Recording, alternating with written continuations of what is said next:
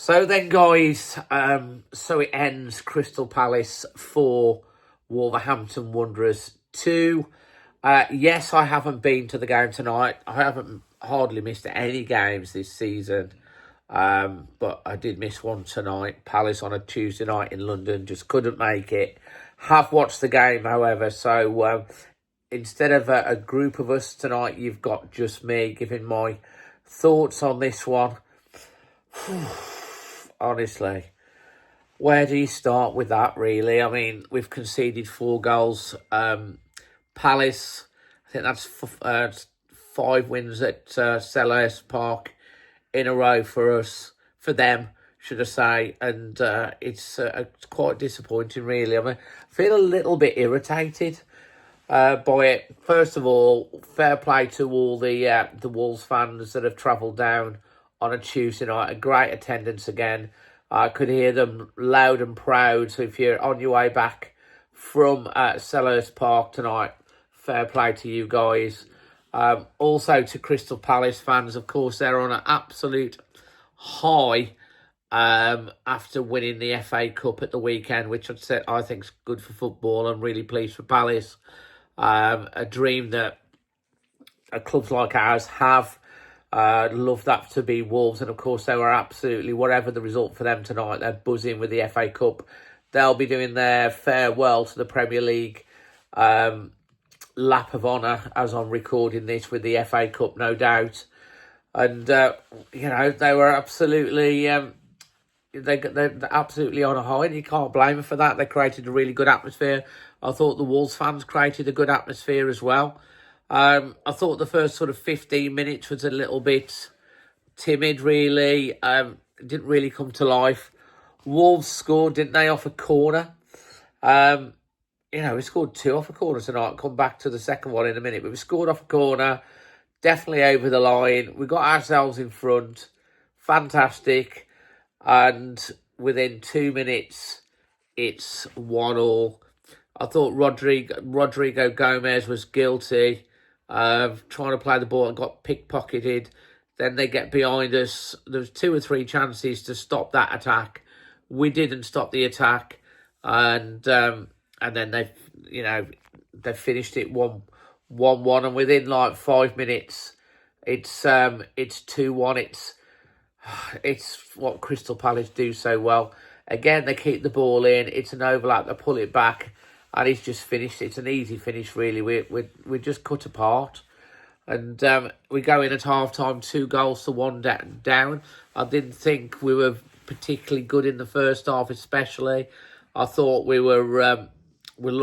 did make a lot of changes, Vitor Pereira, but so did Palace, really. They made some changes, but they just seemed to play with more of an identity, more of their identity in the first half, especially. And Vitor Pereira couldn't have been very pleased with the identity that Wolves showed. He talked about the Brighton game lacking the fire, and we looked like a team I've defended them, but we did look like a team on the beach in the first half. He brought Semedo on, and João Gomez in the second half took Andre off. We didn't get to see Gomez and Andre together tonight. Cunha started on the bench. I thought second half, apart from the 2 goals that we conceded, in between the 2 goals we conceded, we looked really, really good. Their third goal comes from a free kick. Chilwell, it's deflected. It happens. When you shoot on goal, you get deflected. It's 3-1. And then after that, it's pretty much we controlled the game. I mean, if you look at the overall stats, we had 68.4% of the play across the whole game. 10 corners to Crystal Palace's none. Their XG was something like 1.65 to our 1.59, but they've scored 4 goals. They've had about 14 shots to our 12, but they've had 10 shots on target to our 3. And there is, ladies and gentlemen, the difference. Clinical, getting shots on target, we didn't. We did get back into it at 3-2. Another goal from a header. Jurgen Strand Larsen scoring his 14th goal of the season, which is in his first full season, more than what Raul Jimenez did in his first full season for Wolves. Nicely taken header. We've been on about scoring from set pieces. We scored from two set pieces. And then we were pushing forward. Guedes had a shot really well saved by the Palace keeper, who's looking a proper keeper. And we pushed and huffed and pushed. We were pushing for the equaliser. On the commentary, it looked like Palace were hanging on a little bit. But Palace are absolutely lethal on the break. And we had possession. I'm not sure. Not sure whether it's Agbadu or Totti that's surging forward. A good little run. Loses the ball in the Palace half. And then they break. And I think it's Eze that cuts inside and just rolls it into the corner of the net for 4-2. And then after that, we were pushing and kept getting caught on the break. Palace were unlucky. Well, could have had a fifth. I thought Bentley made a good save.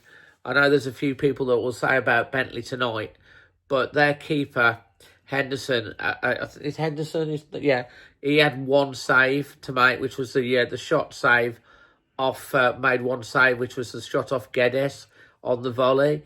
Bentley's made 6 saves, and the last one was a fantastic save.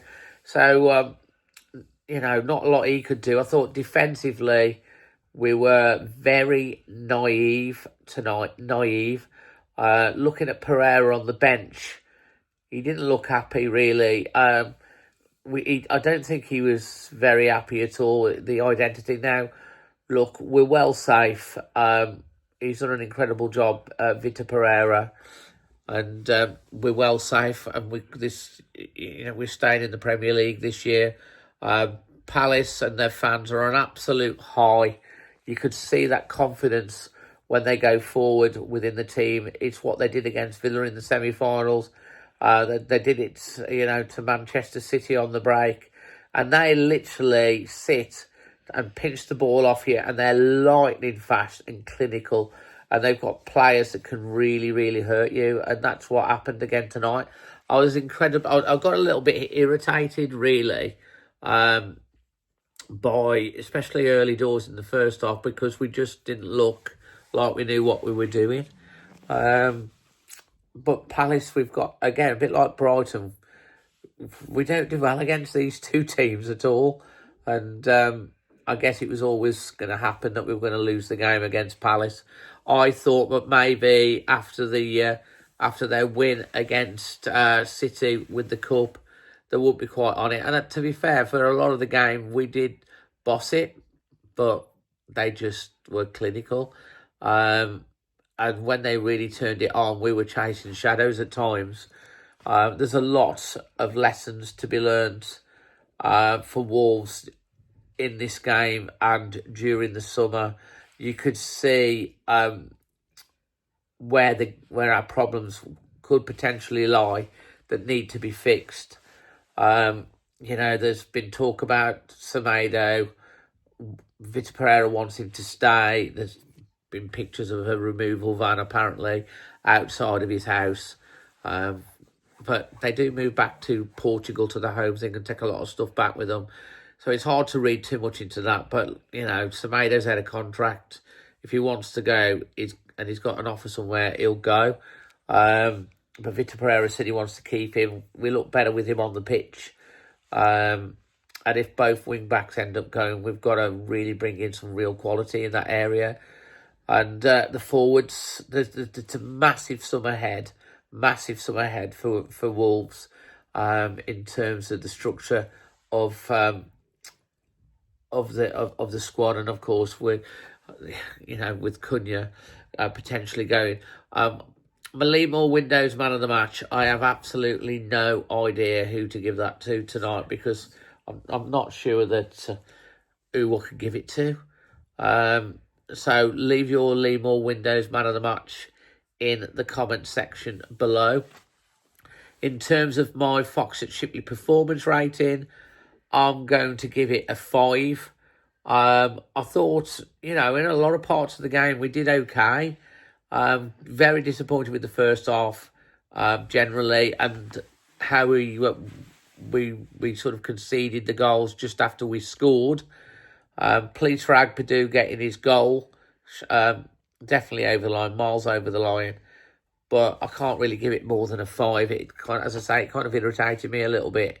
Some basics that were just too easy to cut through, and my Parkside dental care moment that made me smile. Well, the Wolves fans, when Cunha was about to come on, they were singing "Who the hell is Man United? Who the hell is Man United?" That one. So that did make me smile. A message sent there. Because to me, I'm like, Man United, why do you want to go there? Yeah, okay, they might win the Europa League and get into the Champions League, which is crazy considering they're 16th or 17th and Tottenham. But like, I think he could get some.